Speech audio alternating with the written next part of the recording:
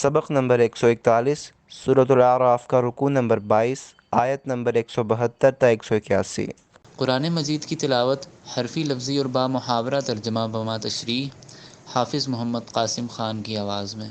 بسم اللہ الرحمن الرحیم وَإِذْ أَخَذَ رَبُّكَ مِن بَنِي آدَمَ مِن ظُهُورِهِمْ ذُرِّيَّتَهُمْ وَأَشْهَدَهُمْ عَلَىٰ أَنفُسِهِمْ أَلَسْتُ بِرَبِّكُمْ قَالُوا بَلَىٰ شَهِدْنَا أَن تَقُولُوا يَوْمَ الْقِيَامَةِ إِنَّا كُنَّا عَنْ هَٰذَا غَافِلِينَ۔ وَإِذْ اور جب اخذ لیا ربک تیرے رب نے من بنی آدم آدم کی اولاد سے من ظہورہم ان کی پیٹھوں سے ذریتہم ان کی اولاد کو واشہدہم اور گواہ بنایا اس نے ان کو علی انفسہم ان کی جانوں پر الستُ کیا نہیں ہوں میں بربکم تمہارا رب قالو بولے وہ بلا ہاں شہیدنا گواہ ہوئے ہم ان تقولو کہ نہ کہہ دو تم یوم القیامتی قیامت کے دن انا کننا بے شک ہم تھے عن ھذا اس سے غافلین بے خبر۔ پوری آیت۔ اور جب تیرے رب نے بنی آدم کی پشتوں میں سے ان کی اولاد کو نکالا اور ان کو انہی کی جانوں پر گواہ بنایا کہ کیا میں تمہارا رب نہیں ہوں، سب بولے ہاں ہم گواہ ہو گئے تاکہ روز قیامت تم یہ نہ کہہ دو کہ ہم تو بے خبر ہی تھے۔ او تقولوا انما اشرک آباؤنا من قبل وكنا ذریۃ من بعدهم افتہلکنا بما فعل المبطلون۔ او تقولوا یا تم کہہ دو انما اس کے سوا کچھ نہیں اشرکا شرک کیا آباؤنا ہمارے باپ دادوں نے من قبل پہلے سے وکننا اور تھے ہم ذریۃً اولادیں من بعدہم ان کے بعد افتہلکنا تو کیا تو ہلاک کرے گا ہمیں بما بدلے اس کے جو فعل کیا ہے المبطلون باطل پرستوں نے۔ پوری آیت۔ یا تم کہہ دو کہ اصل میں شرک تو ہم سے پہلے ہمارے بڑوں نے کیا تھا اور ہم تو بعد میں ان کی اولاد تھے، پھر کیا تو ہمیں اس کام کے باعث ہلاک کر دے گا جو باطل پرستوں نے کیا۔ وَكَذَلِكَ نُفَصِّلُ الْآيَاتِ وَلَعَلَّهُمْ يَرْجِعُونَ۔ وَكَذَلِكَ اور اسی طرح نفصل الآیات ہم کھول کر بتاتے ہیں آیتیں وَلَعَلَّهُمْ تاکہ وہ یرجعون رجوع کر لیں۔ پوری آیت۔ اور اسی طرح ہم کھول کر آیتیں بتاتے ہیں تاکہ وہ رجوع کر لیں۔ وَاتْلُ عَلَيْهِمْ نَبَأَ الَّذِي آتَيْنَاهُ آيَاتِنَا فَانسَلَخَ مِنْهَا فَأَتْبَعَهُ الشَّيْطَانُ فَكَانَ مِنَ الْغَاوِينَ۔ وَاتْلُ اور پڑھیں آپ علیہم ان پر نبأ خبر الذی اس کی جو آتیناہ دیں ہم نے اس کو آیاتنا اپنی آیتیں فانسلخ تو صاف نکل گیا وہ منہا ان سے فاتبعہ الشیطان پھر پیچھے پڑ گیا اس کے شیطان فکان تو ہو گیا وہ من الغاوین گمراہوں میں سے۔ پوری آیت۔ اور آپ انہیں اس شخص کا واقعہ سنا دیں جسے ہم نے اپنی آیتیں دیں تو وہ ان سے نکل گیا، پھر شیطان اس کے پیچھے لگا تو وہ گمراہ ہو گیا۔ وَلَوْ شِئْنَا لَرَفَعْنَاهُ بِهَا وَلَكِنَّهُ أَخْلَدَ إِلَى الْأَرْضِ وَاتَّبَعَ هَوَاهُ فَمَثَلُهُ كَمَثَلِ الْكَلْبِ إِن تَحْمِلْ عَلَيْهِ يَلْهَثْ أَوْ تَتْرُكْهُ يَلْهَثْ ذَلِكَ مَثَلُ الْقَوْمِ الَّذِينَ كَذَّبُوا بِآيَاتِنَا فَاقْصُصِ الْقَصَصَ لَعَلَّهُمْ يَتَفَكَّرُونَ۔ وَلَوْ اور اگر شئنا ہم چاہتے لرفعناہ تو بلند کر دیتے ہم اسے بہا ان کے ذریعے، ولاکنہ اور لیکن وہ، اخلدا گر پڑا، الی الارض زمین کی طرف، واتبع اور پیروی کی اس نے، ہواہ اپنی خواہش کی، فمثلہ تو مثال اس کی، کمثلی جیسے مثال ہے، الکلبی کتے کی، ان تحمل اگر لاد دے تو، علیہ اس پر، یلہث ہانپے وہ، او تترکہ یا چھوڑ دے تو اسے، یلہث ہانپے وہ، ذالکا یہی، مثل القومی مثال ہے قوم کی، الذین وہ جو، کذبوا جٹلایا انہوں نے، بآیاتنا ہماری آیتوں کو، فاقصص القصص سو بیان کر دیں آپ قصے، لعلہم شاید وہ، یتفکرون غور کر لیں۔ پوری آیت، اور اگر ہم چاہتے تو انہی آیتوں کی برکت سے ہم اس کا رتبہ بلند کر دیتے، لیکن وہ تو دنیا کی طرف مائل ہو گیا اور اپنی خواہش کے پیچھے چل پڑا۔ پھر اس کی مثال اس کتے جیسی ہے کہ اگر آپ اس پر سختی کریں تو بھی وہ ہانپے، یا اسے چھوڑ دیں تو بھی وہ ہانپے۔ یہ مثال اس قوم کی ہے جنہوں نے ہماری آیتوں کو جھٹلا دیا، سو آپ قصے بیان کریں، شاید وہ غور کر لیں۔ ساء مثلا القوم الذين كذبوا بآياتنا وأنفسهم كانوا يظلمون۔ ساء بری ہے، مثلا القوم مثال قوم کی، الذین وہ جو، کذبوا جٹلایا انہوں نے، بآیاتنا ہماری آیتوں کو، وانفسہم اور وہ اپنی جانوں پر، کانوا یظلمون تھے وہ ظلم کرتے۔ پوری آیت، اس قوم کی مثال بہت بری ہے جنہوں نے ہماری آیتوں کو جٹلایا اور وہ اپنا ہی نقصان کرتے رہے۔ من يهد الله فهو المهتدي ومن يضلل فأولئك هم الخاسرون۔ من وہ جسے، یہد اللہ ہدایت دے اللہ، فہو تو وہی ہے، المہتدی ہدایت پانے والا، ومن اور وہ جسے، یضلل گمراہ رکھے وہ، فاولئک تو وہ لوگ، ہم الخاسرون وہی نقصان اٹھانے والے ہیں۔ پوری آیت، جسے خدا ہدایت بخش دے ہدایت یافتہ وہی ہے، اور جسے وہ بھٹکا دے تو وہی لوگ نقصان اٹھانے والے ہیں۔ وَلَقَدْ ذَرَأْنَا لِجَهَنَّمَ كَثِيرًا مِنَ الْجِنِّ وَالْإِنسِ لَهُمْ قُلُوبٌ لَا يَفْقَهُونَ بِهَا وَلَهُمْ أَعْيُنٌ لَا يُبْصِرُونَ بِهَا وَلَهُمْ آذَانٌ لَا يَسْمَعُونَ بِهَا أُولَئِكَ كَالْأَنْعَامِ بَلْ هُمْ أَضَلُّ أُولَئِكَ هُمُ الْغَافِلُونَ۔ وَلَقَدْ اور یقیناً، ذرأنا پیدا کیا ہم نے، لجہنم جہنم کے لیے، کثیراً بہتوں کو، من الجن والانس جنوں اور انسانوں میں سے، لہم ان کے لیے، قلوب دل ہیں، لا یفقہون نہیں سمجھتے وہ، بہا ان کے ساتھ، وَلَهُمْ اور ان کے لیے، اعین آنکھیں ہیں، لا یبصرون نہیں دیکھتے وہ، بہا ان کے ساتھ، وَلَهُمْ اور ان کے لیے، آذان کان ہیں، لا یسمعون نہیں سنتے وہ، بہا ان کے ساتھ، اولئک وہ لوگ، کالانعام مثل چوپایوں کے ہیں، بل ہم بلکہ وہ، اضل زیادہ گمراہ ہیں، اولئک وہ لوگ، ہم الغافلون وہی غافل ہیں۔ پوری آیت، اور یقیناً ہم نے بہت سارے جنوں اور انسانوں کو جہنم کے لیے پیدا کیا ہے، جن کے دل تو ہیں پر ان سے سمجھتے نہیں، جن کی آنکھیں تو ہیں پر ان سے دیکھتے نہیں، جن کے کان تو ہیں پر ان سے سنتے نہیں، وہ لوگ چوپایوں کی طرح ہیں بلکہ ان سے بھی زیادہ گمراہ ہیں، وہی لوگ غافل ہیں۔ وَلِلَّهِ الْأَسْمَاءُ الْحُسْنَى فَادْعُوهُ بِهَا وَذَرُوا الَّذِينَ يُلْحِدُونَ فِي أَسْمَائِهِ سَيُجْزَوْنَ مَا كَانُوا يَعْمَلُونَ۔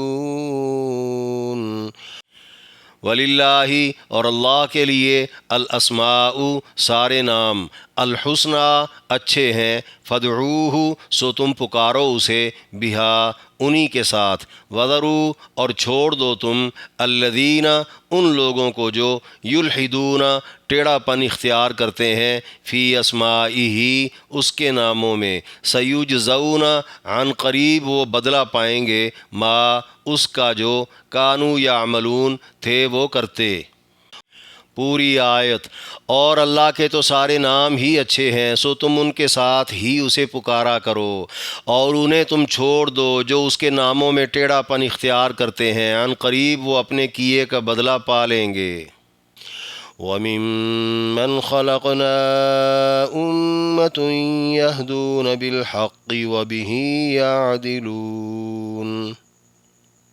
وَمِمَّن اور ان میں سے جو خلقنا پیدا کیے ہم نے، امتن ایک جماعت ہے، یہدون راہ بتاتے ہیں وہ، بالحق ٹھیک، وبہ اور اسی کے مطابق، یعدلون وہ انصاف کرتے ہیں۔ پوری آیت۔ اور جنہیں ہم نے پیدا کیا ان میں سے ایک جماعت وہ بھی ہے جو ٹھیک راستہ بتاتے ہیں اور اسی کے مطابق وہ انصاف کرتے ہیں۔ سورۃ الاعراف کے 22ویں رکوع میں درج 10 آیات کی تشریح۔ آیت نمبر 172، وَإِذْ أَخَذَ رَبُّكَ مِن بَنِي آدَمَ سے إِنَّا كُنَّا عَنْ هَذَا غَافِلِينَ تک فرمایا، اور جب تیرے رب نے بنی آدم کی پشتوں میں سے ان کی اولاد کو نکالا اور ان کو انہی کی جانوں پر گواہ بنایا کہ کیا میں تمہارا رب نہیں ہوں، سب بولے ہاں ہم گواہ ہو گئے، تاکہ روز قیامت تم یہ نہ کہہ دو کہ ہم تو بے خبر ہی تھے۔ یعنی بتا دیا جائے دنیا بھر کے تمام انسانوں نے پیدا ہونے سے بھی پہلے خدا کے رب ہونے کی گواہی بنفس نفیس دے رکھی ہے۔ اب اس گواہی کا دنیا میں کوئی منکر ہوتا ہے تو قیامت کے دن اسے غافل قرار دے کر چھوڑا نہیں جائے گا۔ کثرت سے صحیح احادیث میں اس گواہی کے متعلق تفصیلات مذکور ہیں۔ خدا نے آدم علیہ السلام کی پشت پر ہاتھ پھیر کر دائیں طرف سے سفید رنگ کے اور بائیں طرف سے سیاہ رنگ کے انسانوں کو یکبارگی نکالا، اور وہ سب چیونٹیوں کی طرح تھے۔ ایک حدیث کے مطابق وہ سورج کی شعاؤں میں بکھرے ہوئے ذرات کی طرح تھے۔ بقول مفسرین، سورۃ آل عمران کی آیت نمبر 106 میں قیامت کے روز سفید اور سیاہ ہونے والے چہروں کا جو ذکر آیا ہے وہ یہی یعنی جنتی جہنمی ہیں۔ اس آیت میں آدم کی بجائے اولاد آدم کی پشتوں کا ذکر کر کے اشارہ دے دیا کہ سب نسل در نسل نکل آئے تھے، جس ترتیب سے دنیا میں پیدا ہو رہے ہیں۔ لا محالہ اس کا آغاز آدم سے ہوا، جبھی تو احادیث میں آدم کی پشت پر ہاتھ پھیر کر نکالے جانے کا ذکر ہے۔ یہ واقعہ کب اور کہاں ہوا؟ مفسرین کے 5 اقوال ہیں۔ پہلا قول، فرشتوں سے آدم کو جب سجدہ کروایا گیا۔ دوسرا قول، آدم کو جنت سے نکال کر پہلے آسمان پر جب لایا گیا۔ تیسرا قول، سرزمین ہند پر جب اتارا گیا۔ چوتھا قول، مکہ اور طائف کے درمیان کسی وادی میں یہ واقعہ ہوا۔ پانچواں قول، میدان عرفات کے پاس وادی نعمان میں جب پہنچایا گیا، اور پانچواں قول ہی زیادہ معتبر ہے۔ خدا کے سوال پر کہ کیا میں تمہارا رب نہیں ہوں، آدم کی ساری اولاد نے لفظ بلا یعنی ہاں کہہ کر ایک خدائے واحد کی الوہیت کا اقرار کیا۔ بحوالہ تفسیر بغوی، سفید رنگ والوں نے چاہتے ہوئے اور سیاہ رنگ والوں نے نہ چاہتے ہوئے کہا کہ ہم توحید پر گواہ ہیں اور شرک نہیں کریں گے۔ بقول مفسرین، قرآن میں متعدد جگہ جو لفظ طوعاً آیا ہے اس کا مطلب خوش دلی ہے، اور کرہن کا مطلب بے دلی ہے۔ احادیث میں ہے یہ اقرار ارواح کو جسم، عقل اور قوت گویائی عطا کر کے لیا گیا، اور سب خدا سے ہم کلام ہوئے۔ بعد ازاں جسموں کو واپس پشتوں میں اور روحوں کو ان کے مقام پر لوٹا دیا گیا۔ ایک حدیث میں ہے ہر فرد کی دونوں آنکھوں کے درمیان ماتھے پر نور کی ایک جھلک تھی۔ ایک شخص کی جھلک باقیوں کی نسبت کچھ زیادہ دیکھ کر آدم نے پوچھا یہ کون ہے؟ فرمایا یہ میرا بندہ حضرت داؤد ہے۔ پوچھا اس کی دنیا میں عمر کتنی ہوگی؟ فرمایا 60 سال۔ عرض کیا میری عمر کے 40 سال کم کر کے اسے دے دیے جائیں۔ پھر جب آدم علیہ السلام کی وفات کا بلاوا آیا تو فرشتے سے کہنے لگے ابھی تو میری عمر کے 40 سال باقی ہیں۔ فرشتے نے بتایا وہ تو آپ نے داؤد علیہ السلام کو دے دیے تھے۔ اس سے وہ انکار کرنے لگے۔ خدا نے فرمایا باپ بھی بھول گیا اولاد بھی بھولے گی۔ باپ نے بھی انکار کیا اولاد بھی انکار کرے گی۔ شاید یہ اقرار بھول جانے کی طرف اشارہ تھا جس کی یاد دہانی کے لیے دنیا میں انبیاء کو بھیجا جاتا رہا۔ انبیاء کو بھی دنیا میں بھیجنے سے پہلے اقرار لیا گیا تھا کہ وہ فریضہ تبلیغ انجام دیں گے، جس کا ذکر سورۃ الاحزاب کی آیت نمبر 7 اور 8 میں ہے۔ اس آیت میں لفظ بلا یعنی ہاں کہنے کے بعد لفظ شہیدنا ہے کہ ہم گواہ ہوئے۔ اس کے متعلق 3 قول ہیں۔ پہلا، انسانوں نے کہا کہ ہم توحید پر گواہ ہیں۔ دوسرا، خدا نے کہا کہ ہم تمہارے اقرار پر گواہ ہیں۔ تیسرا، فرشتوں یا دیگر مخلوقات نے کہا کہ ہم اس معاہدے پر گواہ ہوئے۔ اب قیامت کے دن کوئی بے خبری کا عذر نہیں کر سکتا۔ بقول مفسرین یہ اقرار اگرچہ کسی کو یاد نہیں، تاہم ہر ایک کی فطرت میں اس کا اثر ضرور ہے۔ تھوڑا سا بھی اگر کوئی سوچ لے تو اسے توحید کی طرف ایسے رغبت ہو جاتی ہے جیسے اس کی کوئی گم شدہ چیز اسے مل گئی ہو۔ گویا یہ ایک فطری عقیدہ ہے۔ نبی علیہ السلام کا فرمان ہے ہر بچہ اسلام کی فطرت پر پیدا ہوتا ہے، پھر اس کے ماں باپ اس کا عقیدہ بگاڑ دیتے ہیں۔ اسی لیے آپ نے یہ بھی فرمایا کفار کے وہ بچے جو بلوغت سے پہلے فوت ہو گئے ہوں وہ اسی فطری عقیدے پر جنت میں ہی جائیں گے۔ علماء کا کہنا ہے جس تک انبیاء کی دعوت نہ پہنچی ہو وہ بھی کائنات اور اپنے وجود میں قدرت کی نشانیاں دیکھ کر خدا کی پہچان کر سکتا ہے۔ آیت میں بتایا جا رہا ہے بنی اسرائیل سے موسیٰ علیہ السلام نے یا دیگر انبیاء بشمول نبی علیہ السلام نے اپنے امتیوں سے وقتاً فوقتاً خاص مواقع پر جو وعدے لیے وہ سب اسی عام وعدے کی تجدید و توثیق میں ہیں جس کا ذکر اس آیت میں ہے۔ اولیاء بھی جو بیعت کے وقت وعدہ لیتے ہیں وہ بھی اسی کا تسلسل ہے جس کے وہ خود بھی پابند ہوتے ہیں اور مریدین کو بھی پابند کرتے ہیں کہ بندگی صرف اور صرف خدائے واحد کی ہوگی۔ آیت نمبر 173 174 او تقولوا انما اشرک آباؤنا سے ولعلہم یرجعون تک فرمایا یا تم کہہ دو کہ اصل میں شرک تو ہم سے پہلے ہمارے بڑوں نے کیا تھا اور ہم تو بعد میں ان کی اولاد تھے، پھر کیا تو ہمیں اس کام کے باعث ہلاک کر دے گا جو باطل پرستوں نے کیا؟ یعنی پیدا ہونے سے پہلے آدم کی ساری اولاد سے توحید کا اقرار کروانے کا مقصد ہی یہ تھا کہ کوئی کسی کے پیچھے لگ کر یا ماحول معاشرے کو مجبوری بنا کر اپنا عقیدہ خراب نہ کر لے۔ ہر بندہ اپنا ذمہ دار خود ہے۔ قیامت کے دن کسی کا یہ بہانہ نہیں چلے گا کہ اولاد ہونے کے ناطے اپنے باپ دادوں کو شرک کرتا دیکھ کر وہ بھی مشرک ہو گئے تھے۔ باطل پرستوں کے فعل کی سزا دوسروں کو کیسے ہو سکتی ہے؟ بالکل ہوگی، کیونکہ ابتدائی عقیدہ توحید ہے۔ کفر، شرک، الحاد سب بعد کی پیداوار ہیں۔ اگلی آیت میں فرمایا اور اسی طرح ہم کھول کر آیتیں بتاتے ہیں تاکہ وہ رجوع کر لیں۔ یعنی قرآن کی آیتوں میں دی گئی تفصیلات کے مطابق عقیدہ توحید بڑا واضح ہو چکا ہے۔ سوجھ بوجھ حاصل کر کے بندگی خالص اللہ کے لیے کرنے کا عزم کر لیا جائے تاکہ فطری اقرار کی طرف رجوع ہو جائے۔ آیت نمبر 175 وَاتْلُ عَلَيْهِمْ سے فَكَانَ مِنَ الْغَاوِينَ تک فرمایا اور آپ انہیں اس شخص کا واقعہ سنا دیں جسے ہم نے اپنی آیتیں دیں تو وہ ان سے نکل گیا، پھر شیطان اس کے پیچھے لگا تو وہ گمراہ ہو گیا۔ یعنی لوگوں کو ایک ایسے شخص کا حال سنا دیا جائے جسے آیتوں کی پوری سمجھ بوجھ عطا کی گئی تھی۔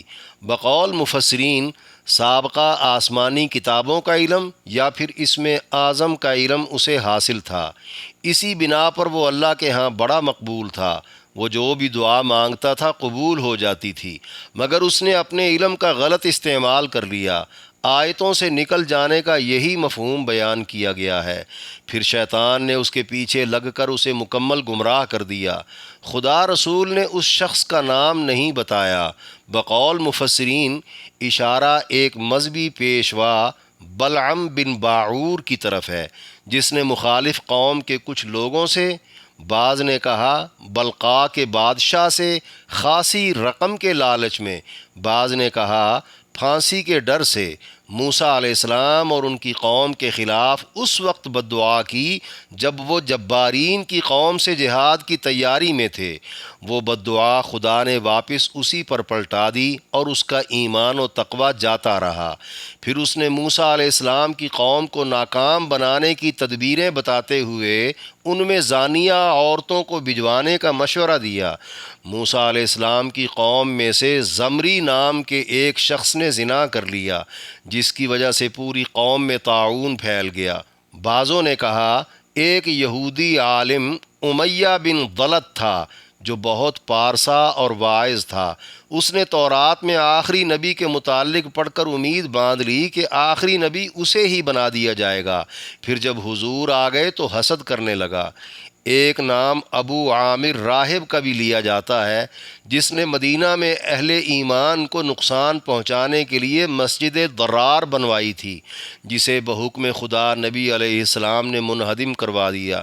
بعض کے نزدیک اس سے وہ تمام بنی اسرائیل کے مذہبی پیشوا مراد ہیں جو نبی علیہ السلام کی برحق نبوت کو پہچانتے تو تھے مگر مال و زر کے لالچ میں پڑھ کر مانتے نہ تھے۔ بہرکیف یہ اور اس سے اگلی 3 آیات کے نزول کا سبب کوئی بھی شخص ہو، خدا نے ایسے اہل علم کی سزا یکساں رکھی ہے جو کسی بھی غرض سے دینی علوم کے خلاف چلتے ہوں یا انہیں چھپاتے ہوں۔ آیت نمبر 176 وَلَوْ شِئْنَا لَرَفَعْنَاهُ بِهَا سے فَقْصُصِ الْقَصَصَ لَعَلَّهُمْ يَتَفَكَّرُونَ تک فرمایا، اور اگر ہم چاہتے تو انہی آیتوں کی برکت سے ہم اس کا رتبہ بلند کر دیتے، لیکن وہ تو دنیا کی طرف مائل ہو گیا اور اپنی خواہش کے پیچھے چل پڑا۔ پھر اس کی مثال اس کتے جیسی ہے کہ اگر آپ اس پر سختی کریں تو بھی وہ ہانپے، یا اسے چھوڑ دیں تو بھی وہ ہانپے۔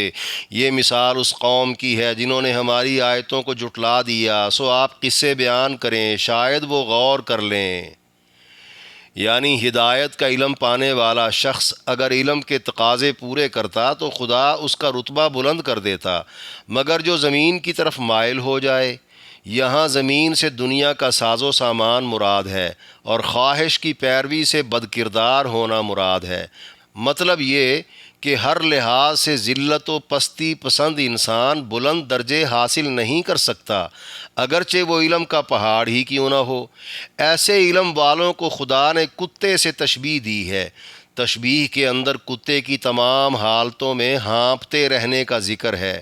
بقول مفسرین اس سے یا تو سانس لینے میں دشواری مراد ہے، کیونکہ کتے کے علاوہ تمام جاندار منہ کی بجائے ناک سے سانس اندر باہر کرنے کے عادی ہیں۔ مطلب یہ کہ بدعمل اہل علم کے لیے ہر حال میں آیتوں کے موافق چلنا دشوار ہے، خواہ آیتوں میں عذاب کا ذکر ہو یا انعام کا، یا پھر تمام حالتوں میں کتے جیسا لالچ مراد ہے جو کبھی ختم نہیں ہوتا۔ کثرت طمع کی وجہ سے اس کا منہ ہر وقت کھلا اور زبان لٹکی رہتی ہے۔ بھوک و پیاس میں تو کسی کا ہانپنا سمجھ میں آتا ہے، مگر کتے کا پیٹ خالی ہو یا بھرا ہوا، للچانے اور ہانپنے کی کیفیت ایک جیسی ہی رہتی ہے۔ مالک اسے دھتکار دے یا اس سے کوئی کام لے تب بھی، اور اگر اس کو اس کے حال پر چھوڑ دے تب بھی وہ ہانپتا اور پیٹ کی نگاہوں سے دیکھتا ہوا ہمیشہ اس طاق میں رہتا ہے کہ ابھی کچھ نہ کچھ کھانے کو ملے گا، حتیٰ کہ کوئی چیز اسے اٹھا کر ماری جائے یا ہاتھ سے اشارہ دیا جائے تو فوراً اس کے تعاقب میں گھوم جاتا ہے۔ مطلب یہ کہ بدعمل اہل علم کے لیے ہر حال میں لالچ اور شہوت مقدم ہے۔ جن مفسرین نے اس آیت کا مصداق بلعم بن باعور کو قرار دیا ہے وہ لکھتے ہیں کہ بلعم کی زبان سزا کے طور پر کتے کی طرح لٹک کر سینے تک آ گئی تھی، لیکن اکثر مفسرین کا کہنا ہے کتے کی مثال سے یہاں یہ سمجھانا مقصود ہے جو بھی کوئی صحیح اور غلط کی پہچان رکھنے والا ہو پھر وہ لالچ اور شہوت میں پڑ جائے، اسے خدا کا ڈر سنانا یا نہ سنانا برابر ہے۔ اسی لیے خدا نے یہاں اس بری خصلت کو ایک پوری قوم پر چسپاں کر دیا ہے، آیتوں کو جھٹلانا جس کا وتیرہ بن گیا ہو۔ بہرکیف حکم یہی ہے، سچے واقعات جو قرآن میں بیان ہوئے ہیں لوگوں کو سناتے رہنا چاہیے، شاید کسی کے دماغ پر اثر کر جائیں۔ آیت نمبر 177 178 ساء مثلا القوم الذین کذبوا بآیاتنا فاولئک هم الخاسرون تک فرمایا اس قوم کی مثال بہت بری ہے جنہوں نے ہماری آیتوں کو جھٹلایا اور وہ اپنا ہی نقصان کرتے رہے، یعنی آیتوں کا علم رکھنے کے باوجود لالچی اور بد کردار بن کر آیتوں کے خلاف چل پڑنے والے لوگوں کی کتے سے تشبیہ بہت بری ہے، جسے کوئی غیرت مند اپنے اوپر چسپاں نہیں ہونے دے گا۔ پھر بھی جو علم کی قدر نہیں کرتا وہ کسی اور کا نہیں بلکہ اپنا ہی نقصان کر بیٹھے گا۔ اگلی آیت میں فرمایا جسے خدا ہدایت بخش دے ہدایت یافتہ وہی ہے، اور جسے وہ بھٹکا دے تو وہی لوگ نقصان اٹھانے والے ہیں۔ یعنی اپنے علم و کمال پر ایک تو کبھی غرور نہیں کرنا چاہیے، اور دوسرا محض علمیت کو ہی ہدایت نہیں سمجھ لینا چاہیے۔ ہدایت کا خزانہ خدا کے قبضہ و قدرت میں ہے، وہ جسے چاہے عطا کر دے، ورنہ دنیا میں بے شمار عالم فاضل لوگ بھٹک کر ابدی نقصان میں مبتلا ہو چکے۔ آیت نمبر 179 وَلَقَدْ ذَرَأْنَا لِجَهَنَّمَ كَثِيرًا مِّنَ الْجِنِّ سے أُولَئِكَ هُمُ الْغَافِلُونَ تک فرمایا اور یقیناً ہم نے بہت سارے جنوں اور انسانوں کو جہنم کے لیے پیدا کیا ہے، جن کے دل تو ہیں پر ان سے سمجھتے نہیں، جن کی آنکھیں تو ہیں پر ان سے دیکھتے نہیں، جن کے کان تو ہیں پر ان سے سنتے نہیں۔ وہ لوگ چوپایوں کی طرح ہیں بلکہ ان سے بھی زیادہ گمراہ ہیں، وہی لوگ غافل ہیں۔ یعنی خدا نے تو تمام جنوں اور انسانوں کو اپنی عبادت کے لیے ہی پیدا کیا تھا، جس کا ذکر دوسری جگہ ہے، مگر ان میں سے یہاں کثیر تعداد ان جنوں اور انسانوں کی بتائی جا رہی ہے جن کو خدا نے اپنے ازلی علم کے مطابق یقینی طور پر پیدا ہی جہنم کے لیے کیا ہے۔ وہ یہ نہیں کہہ سکتے کہ ہم پر جبر ہو گیا، جیسے استاد اپنے نالائق شاگرد کے بارے میں کہہ دے کہ اس کا فیل ہونا یقینی ہے، حالانکہ وہ فیل ہونے کے لیے تو اسکول میں داخل نہیں ہوا۔ فرق یہ ہے استادوں کے اندازے ہوتے ہیں جبکہ خدا کا علم قطعی ہوتا ہے۔ آگے ان کے جہنمی ہونے کی وجہ بیان کی گئی ہے کہ وہ اپنے دلوں، آنکھوں اور کانوں سے آخرت کے نفع نقصان کا ادراک کیے بغیر جانوروں جیسی زندگی گزار رہے ہیں، بلکہ جانور تو پھر بھی اچھے ہیں، جتنا شعور انہیں بخشا گیا ہے وہ تو اس کا پورا استعمال کرتے ہیں، مگر جانوروں سے کہیں زیادہ شعور و اختیار کے حامل انسان اور جنات اپنے خالق و مالک کی معرفت حاصل کر کے اس کی عبادت اور حقوق کی ادائیگی میں اپنے فرائض سے یکسر غافل ہیں، یا سماوی ہدایات کو نظر انداز کرنے کے جرم کی سزا سے غافل ہیں۔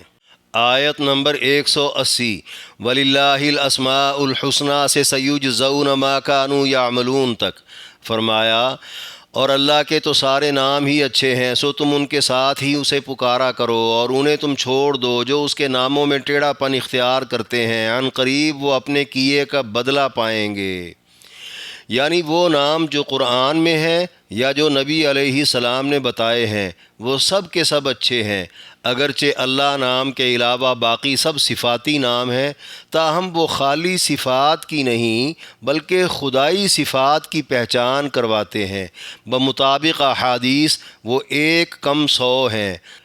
ان تمام ناموں کا ورد بھی اور ان کا دعاؤں میں تذکرہ بھی جائز ہے۔ پکارنے کا یہی مفہوم بیان کیا گیا ہے۔ آیت میں لفظ یلحدون کا معنی حق سے پلٹ جانا ہے۔ ملحد اسے کہتے ہیں جو پلٹ جائے، اور دین میں کجی یا ٹیڑھ نکالے، حکم ہے انہیں خدا کے سپرد کر دیا جائے، خدا کی مار پھٹکار ہی ان کے لیے کافی ہے۔